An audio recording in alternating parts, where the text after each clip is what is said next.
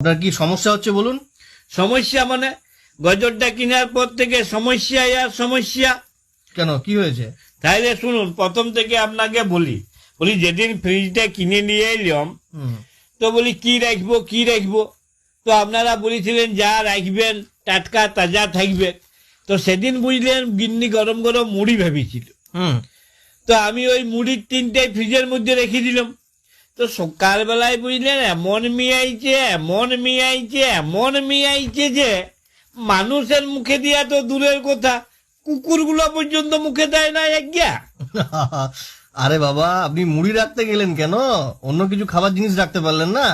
রেখেছিলাম, বিস্কুটের ডিব্বাটাও রেখেছিলাম। ইস, বিস্কুট গুলো আবার রাখতে গেলেন কেন? ওটা তো নিশ্চয় নরম হয়ে যাবে। আর নরম পাতলা পাতলা পায়খানার মতন এমন ল্যাটপেটা হয়ে গেছিল একগা। তবে উঠটা কুকুরগুলো বেশ ফুর্তি করে চেটে পুটেই খাইছে। কেন, আপনি ভাত ডাল শাকসবজি কিছু রাখতে পারলেন না? আর ভাতের কথা বলবেন নাই, তো সেদিন খাওয়া দাওয়ার পরে ভাতটা বাড়িয়ে গেছিল।